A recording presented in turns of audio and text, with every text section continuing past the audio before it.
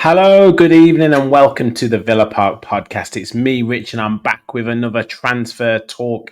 As I said, my daily transfer roundups, and Villa are seeming like they're pretty active in this transfer window. So we've got news of another link. We've got a couple of players that could be moving on. We've also got a potential return of a Aston Villa player from the past. Could this be? But before we get into it, make sure you hit that like button, hit the subscribe button. We are literally just over 20 away from the big 5K. The support this last week has been amazing. So thank you so much. But we want to keep going. We want to hit that 5K and beyond. So like, subscribe, and get your comments in, your thoughts on the latest rumours around Aston Villa. So let's get straight into it. Douglas Luiz. Could he be returning to Aston Villa?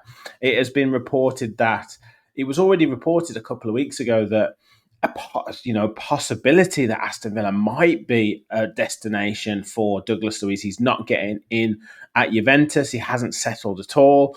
And it's now come out that 2 Premier League clubs are interested in signing him on loan with an option to buy or an obligation to buy.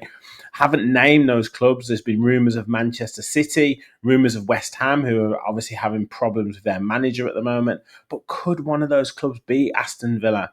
You know, he had such a great season last season, particularly that first half of the season, and such a great end to the season before. Could he potentially return on loan? We know we've got, 1 or 2 injuries at the moment. John McGinn, obviously out for a few weeks. Onana's just come back for an injury as well. Kamara's obviously, coming back to full fitness.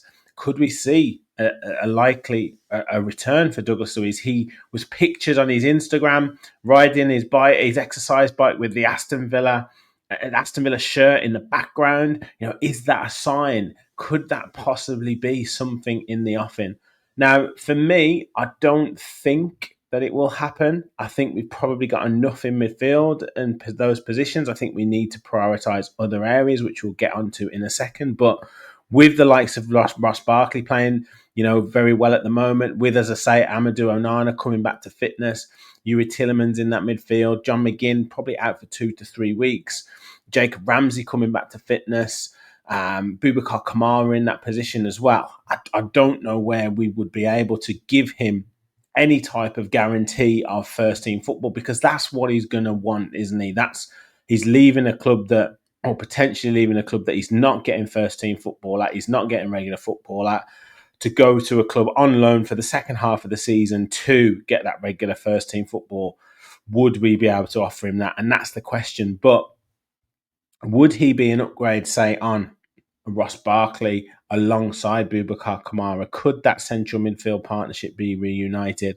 Amadou Onana I think, has done pretty well, but he's been taken off in a number of games. He hasn't been used the last couple of weeks, but as I say, he is coming back to fitness from an injury. So I can't see it, but it would be a potential option. And would it be something that Aston Villa would explore? You guys let me know in the comments your thoughts. Would you like to see Douglas Luiz back? I know on social media, lots of fans have been saying, yes, bring him back, bring him home, etc., while others have said, it's time to move on, let's not bring him back. But you guys let me know your thoughts in the comments. Now, the Donyell Malen deal looks like it is making real good progress. Apparently, the player and the club have agreed terms on the deal. It's just about the 2 clubs now agreeing on the fee. We know that Dortmund want, somewhere in the region of 30 million euros, but I guess it's how that deal's structured, how much is going to be paid up front, how much is going to be put into add-ons. But for me, I think it's a good signing to make. I think it's a good deal to do. So let's see if we can get it over the line. And the Mingueza deal, again, he is a player who is on the radar for Aston Villa, and I've one of, I guess, 3 or 4 right backs slash right centre backs that we'd be interested in.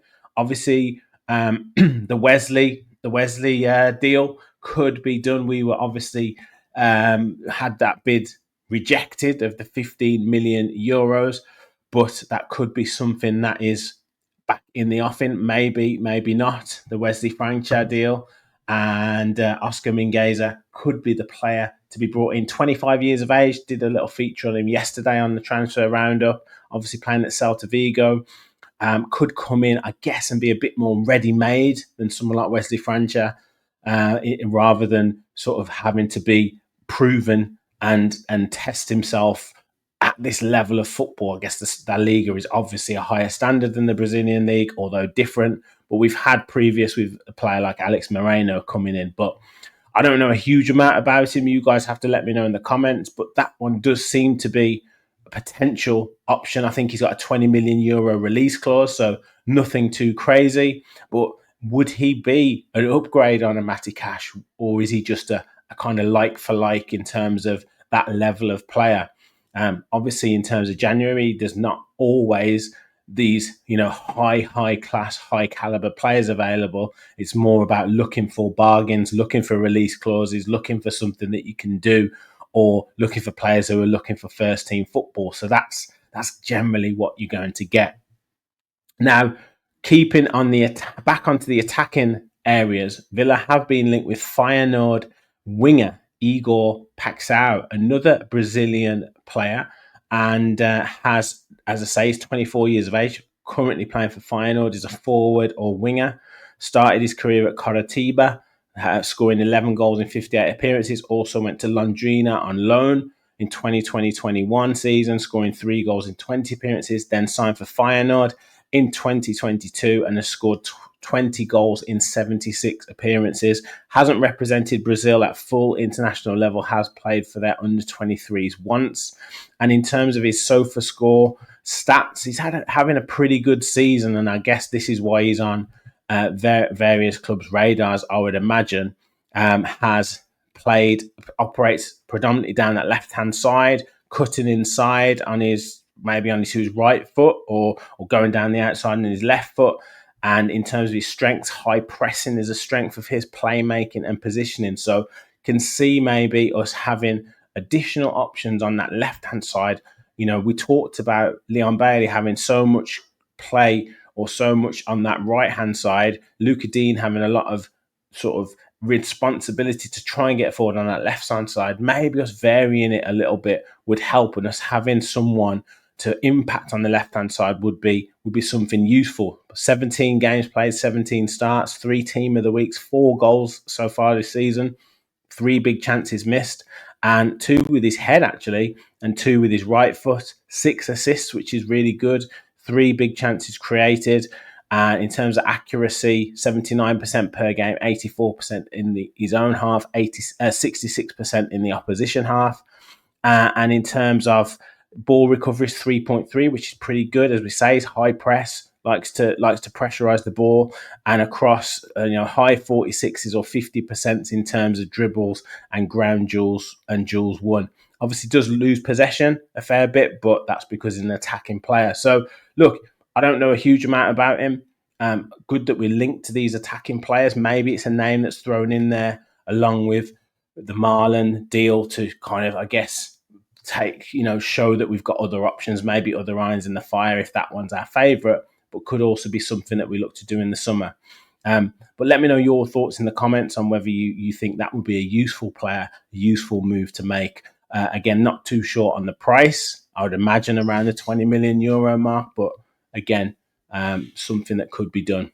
Now, finally, last couple of players to be linked away from the club. Again, talked about this the other day, Diego Carlos.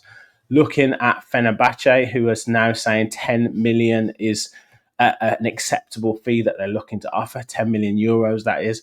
And maybe it's something that we take. I'd maybe be holding out for a little bit more. But for me, good fee for a player to move on and then see what we could do and those centre-back positions for additions. We've talked about Andre Silva. Could that be a deal that could be done if Carlos goes out? Or could that bring in the likes of Mingueza, who can play right-sided centre-back and also right-back?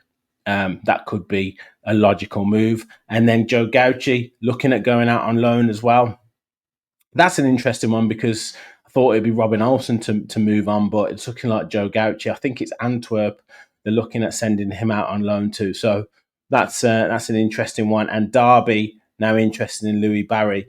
Not sure if it's a loan or permanent deal, but that one looks like it's potentially going to happen. I think there's a couple of other clubs interested in him, but Derby looks like it's his preference to look at. So again, one to watch out for. I think Unai Emery will still want to take a look at him.